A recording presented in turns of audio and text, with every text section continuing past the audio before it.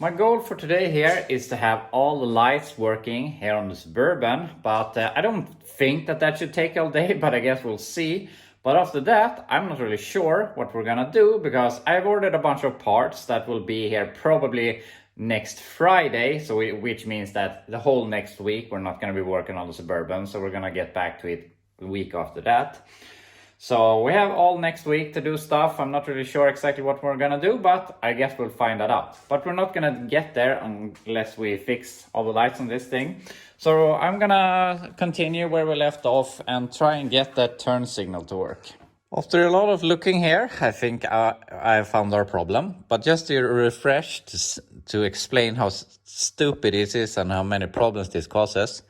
Here we have our turn signal, which has a wire down to here. That was connected with cable shoes to another piece, and these two just broke off. This piece had two cable shoes here that just fell off. Then back here, we have all of this mess. And this coming here is the wires we're looking at over here. Then it's a splice here, which I think is for the trailer hitch. And this goes over here with another cable shoe, which was connected to this thing. This is the original turn signal and brake cable or a wire. So back here we have a good turn signal connection or power. So the problem was in this joint here. So, I mean, how many problems can you cause just because you have to put on orange turn signals on the truck? And also, how could they do it? Why didn't they just take one wire all the way back to here to prevent issues like this? And I'm not going to say that this left the showroom floor like this, but it certainly feels like it. And, I mean, it's a joke. But anyway, we just have to solve this right now, and then in the future we can think if we want to put them in the backup lights or do something else. But for now at least, I have to connect this to that somehow, and we have to reconnect those in there. And that is really easy, but we have the trailer hitch here, which is in the way, and I really don't want to take that down right now. So I had to struggle a bit to fix this, but I think we can manage. So I'm going to fix this, then I think we're going to get our turn signals to work. And finally, we have this working, and I went ahead and put these back together with some shrink wrap. And also on this side, I have connected it like this. And before, there was a splice in like this long, but you didn't even need it. These wires were long enough. So we have eliminated one splice at least. And I gotta say, I don't think that this is super pretty. It looks pretty bad back here. But for now, it at least works. And sometime in the future, we can decide if we want to go some other route, because I really would like to get rid of these. But we're going to pass inspection. We can start using it. And that's the most important thing right now. So now all of the turn signals work, so that's great. So now I can go to the next thing. So I'm gonna go ahead and check if the license plate lamp function. So I thought we might as well finish everything in the rear. So I have applied the brakes now, and we can see that everything works. Even this one works. But if we go over to this side, we see that we do not have brake lights, and also this side marker does not work. So everything works over there. We only have to take this apart and make two things work. Got the lens off here, and I think that this should be pretty easy. This one looks very burnt, and this one has some bad...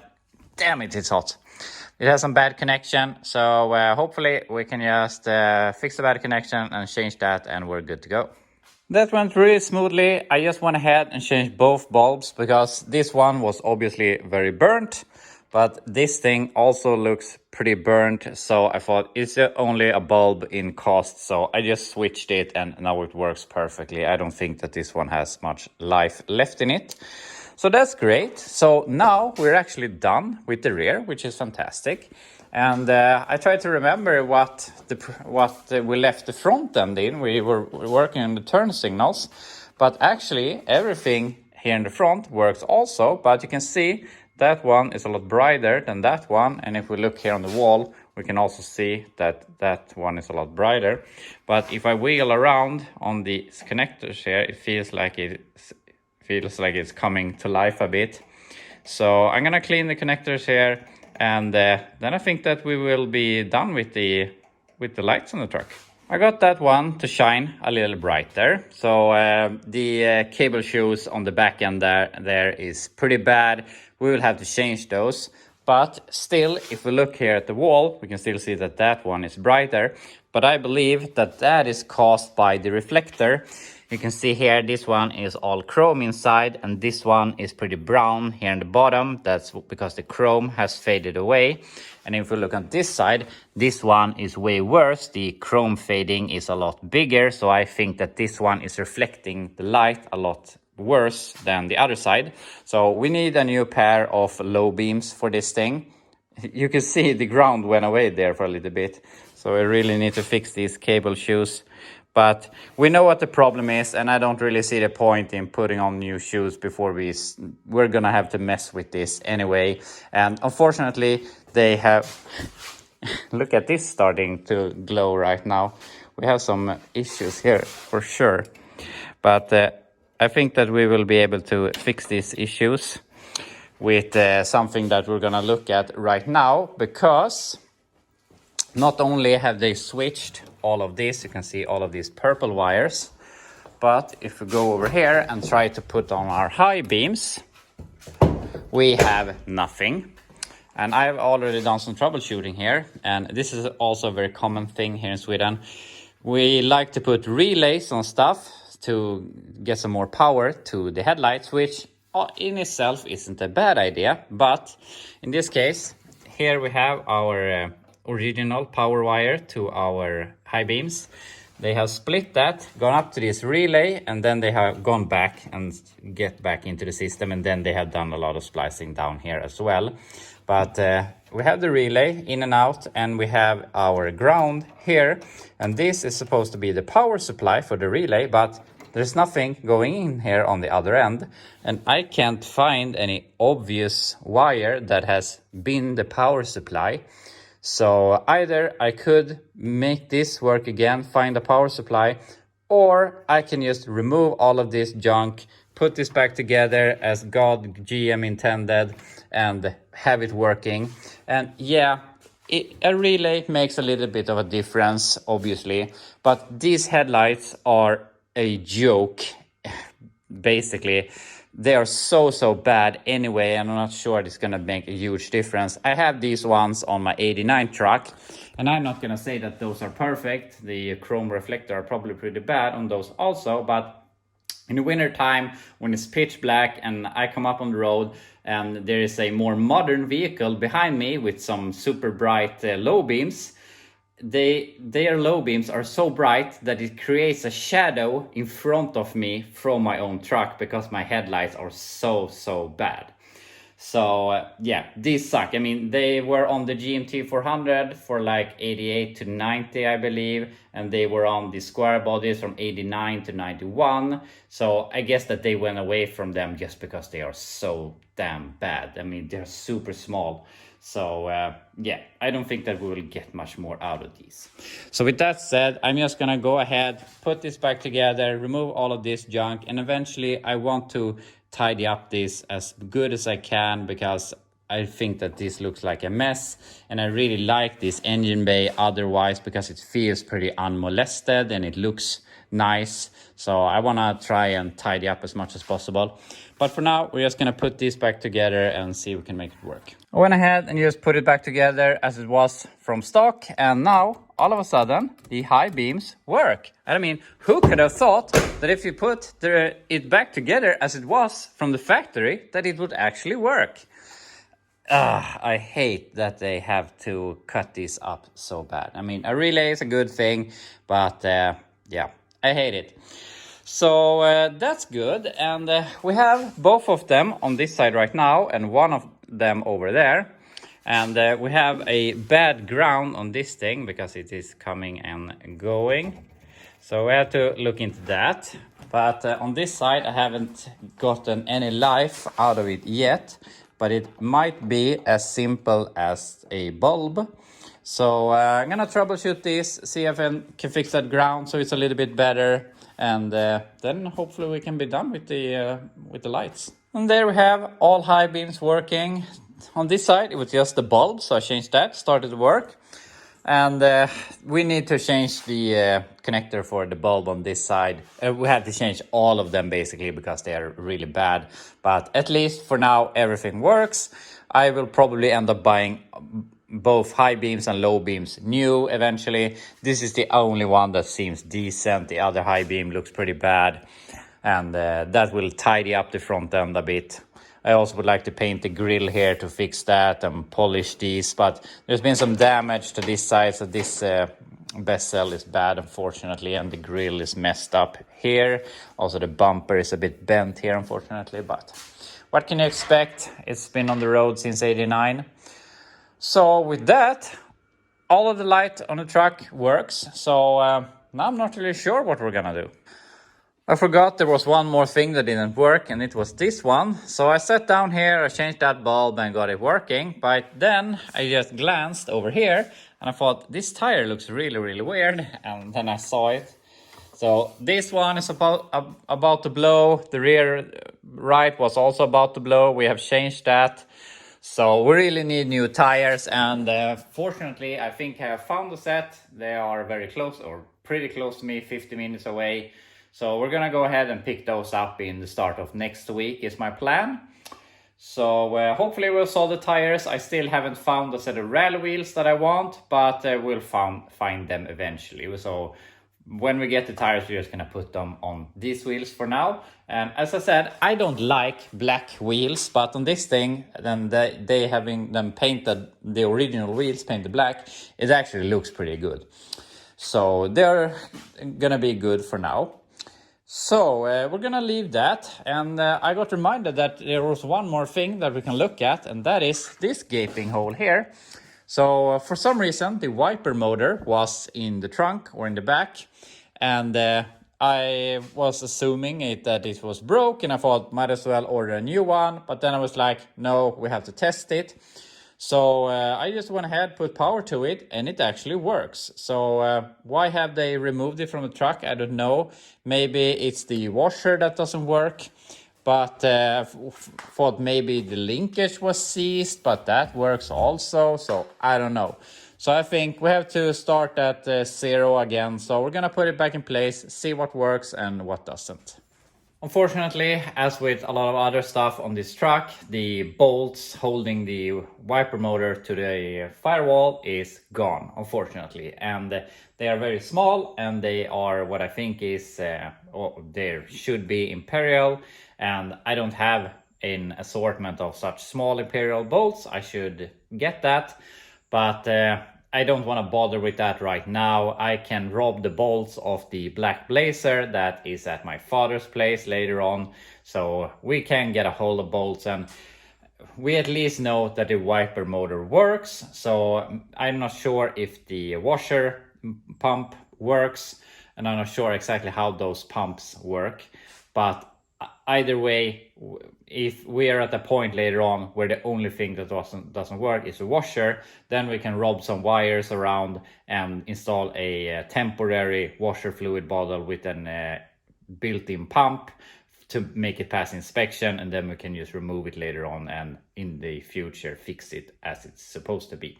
So with that said, I'm gonna pack this up right now and drive the Suburban out of here, and then we can think about what we're gonna do the rest of the day, and probably in the beginning of next week. I took the Suburban out of the garage, and I'm a bit sad that we're not going to be working on this more right now, but we need to get all the parts first so we can continue with the brakes and so on to hopefully get this inspected soon.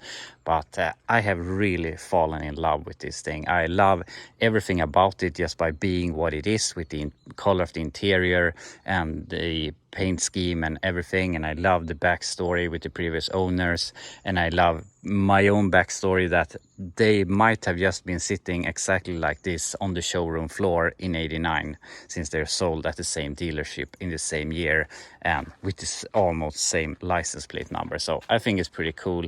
And when I jump in this thing and drive it out of the garage, and it's not a super low mileage vehicle. It has gone 220,000 kilometers, which I did a calculation yesterday. I think it's 136,000 miles or something. So it's by no means a low mileage vehicle, but that thing has gone about 1.5 times as much as that thing, but this feels like it's gone 7 times as much, because it is so clanky and raggedy and everything, and this thing just feels so smooth in the transmission, in the steering, in the suspension, and so on.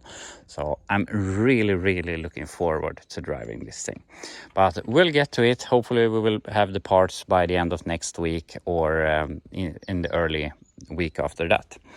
So with that said, we're not going to be working anymore on Suburban. So what are we going to do basically all next week, and maybe more also? We'll see how everything turns out. But obviously I have gotten the deposit on the Oldsmobile, so we have to pull the engine, transmission, pull the wheels, change to the original hood, change to the original steering wheel, and some odds and ends before next weekend, not the weekend coming now, but the weekend after that, when he is going to pick this thing up. But it's super nice weather here. We have some pretty cold weather here, and it's gonna be nice weather this weekend. So I thought I might as well have the Oldsmobile together, so maybe I can enjoy it some last days this weekend, and then we can take it apart next week, because otherwise we have some few hours left here today, and the only thing we're going to be able to have time for is basically driving into the garage and making it undrivable today. So we're not going to be able to pull the engine today, so I thought might as well wait until next week and maybe enjoy it for a few more days. But with that said, we are going to get a engine over that we can use for something. As I said, I'm selling this as a roller, exactly as I bought it, except the engine and transmission. And we have that supercharged engine in the Oldsmobile, and I've been thinking back and forth what we can do with that thing, and either we can just put it in a stand and put it away for a while and think about what we're gonna do with it, or we can do something fun with it. And I talked some back and forth with my father what he think I should do with it, and we come to the conclusion that I am going to put it in the off-road Blazer. And that might be a little bit unnecessary maybe, but when we were at that off-road event, we were at a mud hole, and we saw people going in full blazing second gear, and then they bogged down in the mud hole, and they had to shift down to first, and barely made it out, and that was pretty lame. So I want to have something that can pull second gear through the mud hole and out the other side. So I was thinking back and forth what we could do to this thing to make it have a bit more horsepower. So instead of just having the supercharged engine sit to the side, I thought might as well put it in here. If we decide that we don't want it here, yeah, we can just pick it out, put in another small block, and put a supercharged engine in something else. So for now, I just think it's more fun to have it in the Blazer than having it in an engine stand. So when we have the engine out of the Oldsmobile, we're gonna go ahead and put it in there, and that's also gonna solve some other issues, because we have some carb issues with this engine, and the starter is bad on that engine, so we get a new starter, but that's the least of our worries. But yeah, it will make it more drivable and more usable. So that's the plan. We'll see if we can accomplish that next week. But that also gives us a 350 from this thing that we can use in something else. So with that, I talk about often that I want to have as much of my junk drivable as possible. Even if it's a junky car, I want it to be able to move under its own power. So I thought we might as well accomplish that with that 350. So my plan is we're going to take that 350, and we're actually going to find an automatic transmission and put that in the 75 Nova. And obviously I love manual transmissions, but this thing has bucket seats and a center console with an automatic shifter, and I thought might as well put in automatic. I see this as a sort of winter beater burnout car, and it would be nice to have an automatic when you're doing burnouts. So, and obviously we can swap to a manual in the future if we want. So that's the plan. The 350 is going into the Nova. We'll see if this will be next week or whenever, but we will at least have an engine for it. And I know of a Turbo 400 that I can buy and put in this thing. And obviously we need to find a rear axle because we can't have a Volvo axle. And also I have a turbo kit for a small block that one of my viewers gave me. So I think that when we have this up and running with the small block, we're gonna head and put turbo on it and see how that works out.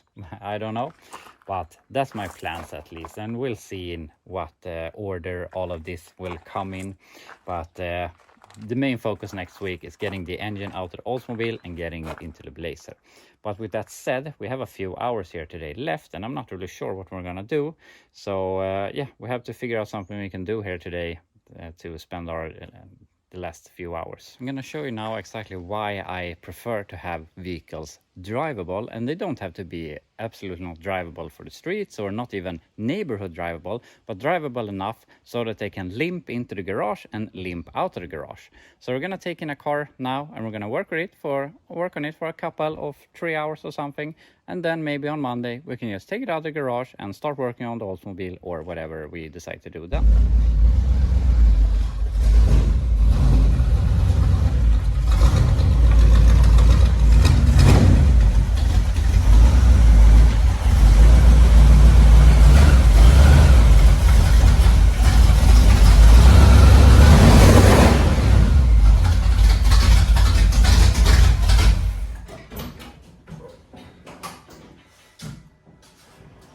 So I just went ahead and took the Chevelle into the garage here, and I thought we have a couple of hours, maybe we can put this up on jack stands, fix the front brakes, because it has always bugged me that this thing is drivable but it has no brakes.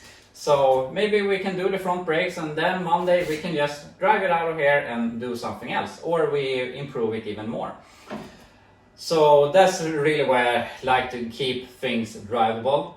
And I've been thinking, I mean, before I bought the Oldsmobile, I bought a bunch of parts for this thing to make it, because I wanted to drive this summer, but then we bought the Oldsmobile, so I just pushed this to the side. But I think that, I mean, it's late summer now, autumn is coming, but there's gonna be some nice days left, and maybe we can hustle this together, get it registered, get it inspected, so that we can drive it a little bit for a few days here in the end of the year and enjoy it, and then we can put it away for winter. Also, maybe we'll take a break here in between and do the same thing on the Nova, making that run and drive so that it can limp around the property or whatever. I don't know, but I really prefer vehicles to be in this state so you can take them in, work for half a day or two, and then just take it out of here and do something else if you want to, or if you need to and my truck breaks and I need a garage for something else.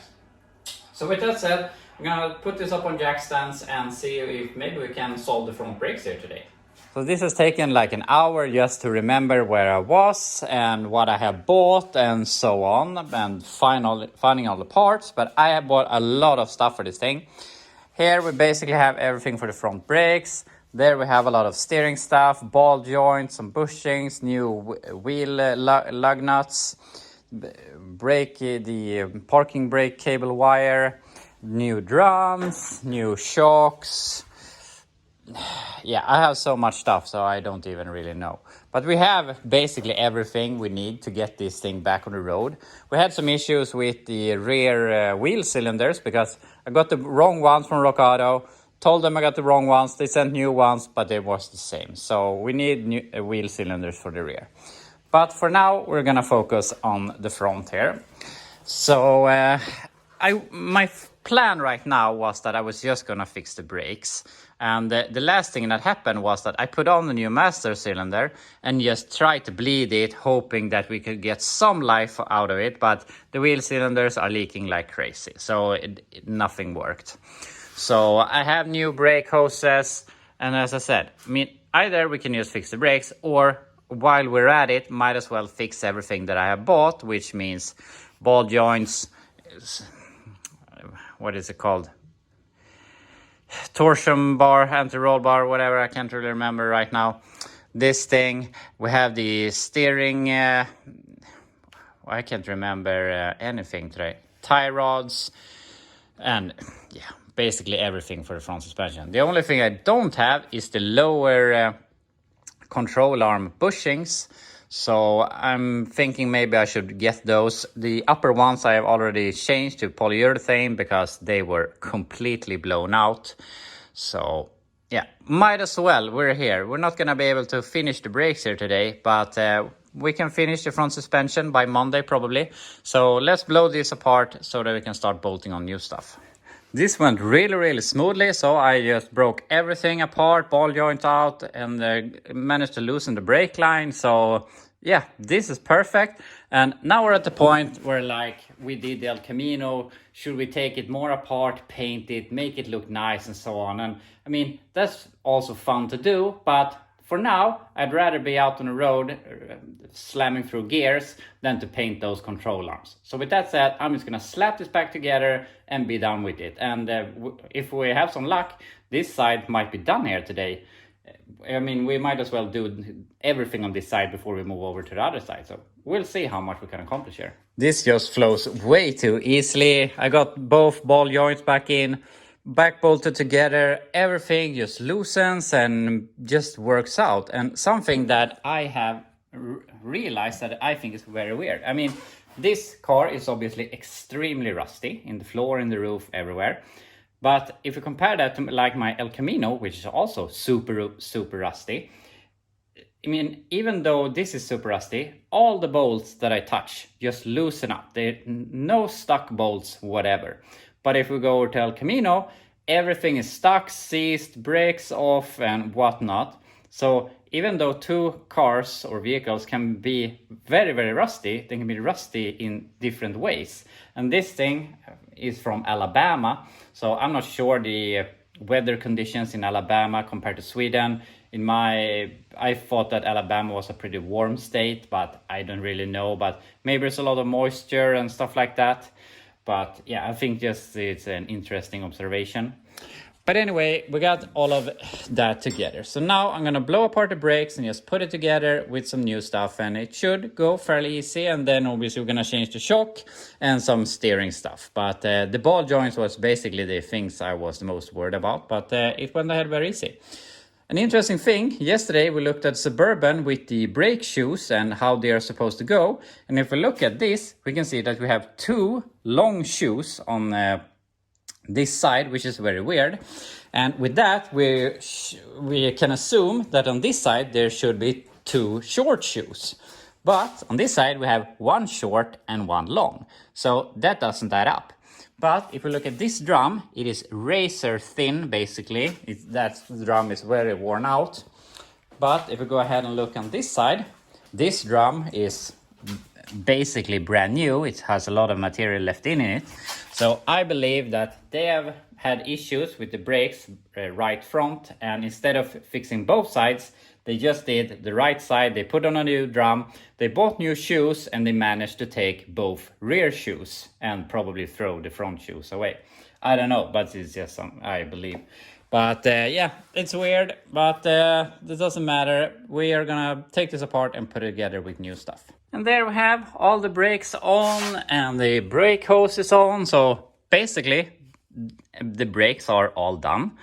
So while we're at it, since I have already prepared for all of this, I'm gonna go ahead and change the bearings. So I have new wheel bearings and wheel seal. I have went ahead and I removed the races from the hub. Also, I have new lug studs that we're gonna push in. So this is gonna be basically brand new. So we're gonna put the bearings together, smack this on, and then we basically can put on the drum and be done on this side. So I had to leave a little bit urgent to pick up my kids, but I've done a fair bit of progress here and I'm really happy with how far we have come here today. And we have the hub on, bearings, new bearings, races, all greased up, new wheel studs, new drum, everything. So basically everything here, brake-wise, we're all done. But to be done on this side, we only have to change the shock and change the tie rod. And I have everything new in the steering, the Centrelink tie rod, sleeves, idler arm, everything. So that's not going to be an issue to put all of that together. So we have worked about 3 hours, I don't think even 3 hours, and gotten all of this together. So I wasn't really planning on working on this thing on Monday. I wasn't really planning for anything. But I think that we're going to continue working with this thing. I really think that we will have all the front suspension done on Monday. And I gotta get the wheel cylinders for the rear so that we can get the rears together. And while we're at the rear, we might as well put in the shocks, and then all of the chassis stuff will be done, and that would be amazing. And then my plan right now, as I was talking about, I think I talked about it a little earlier, is that I would like to do the least amount of work possible to be able to register this thing so that we can start enjoying it and drive it. And I still have all of my list here for what that basically needs to be done. There's a bunch of other stuff also that I haven't written down, but this is basic stuff. I mean, some are a few hours of work and some are 5 minutes worth of work. So I think that we could accomplish this within a reasonable amount of time. And maybe, if we're lucky, we can maybe register this in the end before September is over. Maybe, and maybe then we can enjoy a few days left of the year when there's decent weather and yeah, just enjoy this thing. And then maybe we can go back and fix some things better in the winter time when we're not going to be driving this anyway. But either way, we're still going to take in the Oldsmobile, take the engine out of that, and I'm not sure if we're going to take a little break between that, or if after we're taking out the engine, put that into the Blazer and see whatever we do. I mean, I do what I feel like, so we'll see what I feel like next week. But right now, I'm really pumped on continue working with the Chevelle. So yeah, that's basically all we have time for here this week. So I really hope you I can't talk today. I hope you enjoyed the videos this week. So have a great weekend, and I will be back to you on Monday.